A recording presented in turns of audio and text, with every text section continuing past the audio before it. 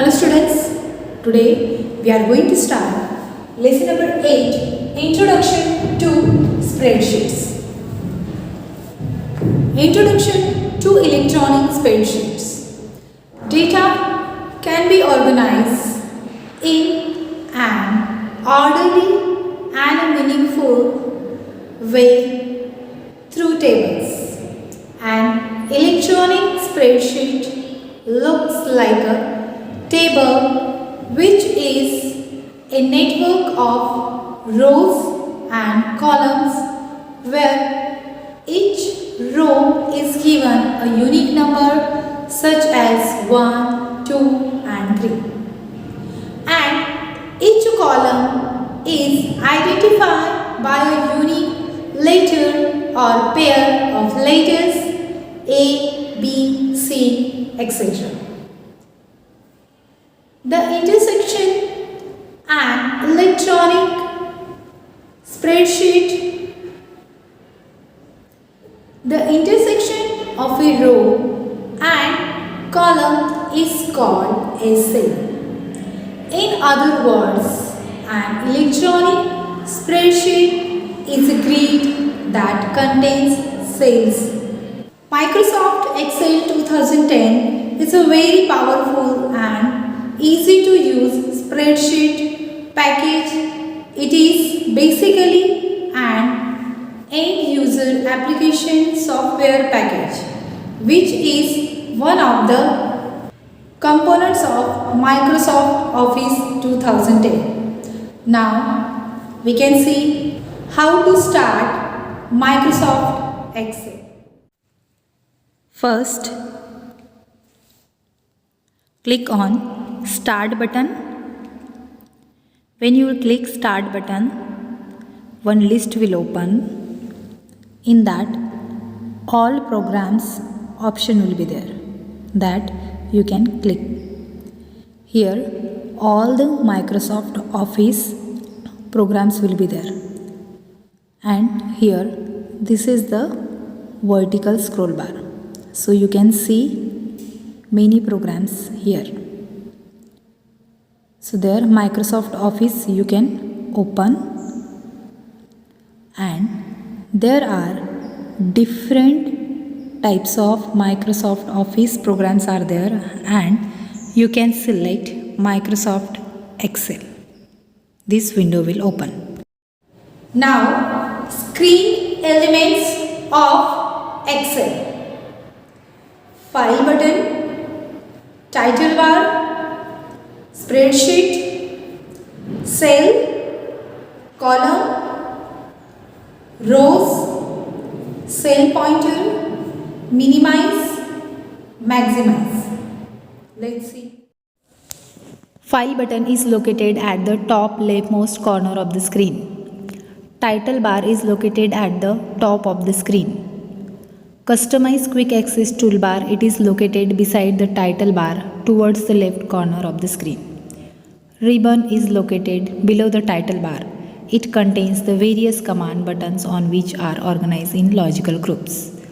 Row, it is a horizontal line of the worksheet. Each row is recognized by a row number such as 1, 2, 3. Column, it is a vertical line of the worksheet such as A, B, C and C. Cell, it is the intersection of a row and a column where data is entered. Cell pointer, it displays the currently active cell. Name box, it displays the name address of the currently active cell. Now file button. The file button is one of the main elements of MS Excel screen which is used for performing the basic file related functions such as creating a document. When you click on the file button, you will see the following options: save, save as, open, close, information, recent, new, print. Now ribbon.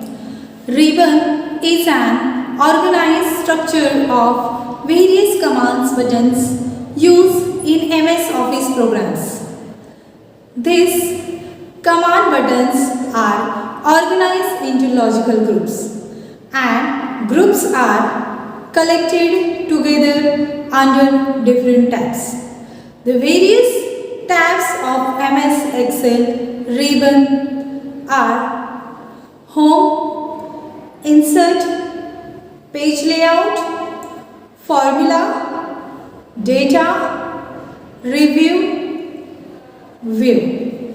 Now, concept of worksheets and workbooks. All the work that is done in MS Excel is stored in the file called workbook. An Excel workbook contains a worksheet resembles a very big paper sheet having a large number of rows and columns, while a workbook resembles a binder having many such sheets. All the information in the worksheet is displayed in cells. Thus, thousands of cells make a worksheet and one or more such worksheets make a workbook. Now, creating, saving, closing and opening a workbook. When MS Excel is loaded, a new workbook is already open with its default name Book 1. At times, you might need to create a new workbook from scratch. So, for creating a new book, click on a File button and then select a new option. Now, entering data in a worksheet. After creating a new workbook which contains 3 worksheets by default, you can add data in one of its worksheet. By default, worksheet 1 with the name sheet 1. It's displayed on the screen. You can start entering data this sheet. Now, types of data: text, numbers and formula. Now, saving a workbook. After creating a workbook, you should save the workbook. The workbook needs to be saved on hard disk or another storage drive or in device. You can save the workbook by first clicking on the File button and then selecting the Save option.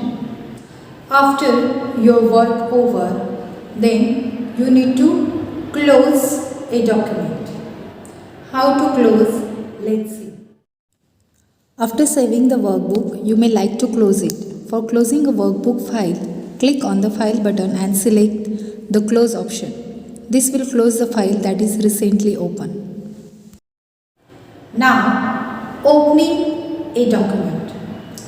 Which document you have saved before, that document we have to open. How to open? Let's see. To open the workbook, click on the File button and select the Open option. File will open which you have saved. Now, editing a worksheet.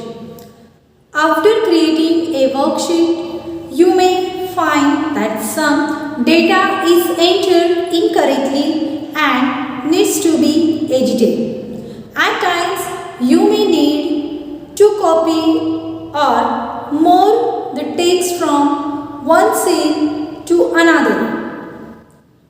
You may also need to insert new cells, rows and columns to enter rows and columns.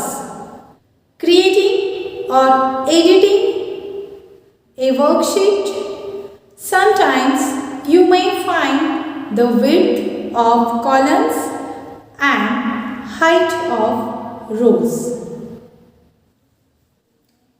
Now, copying and moving cell contents.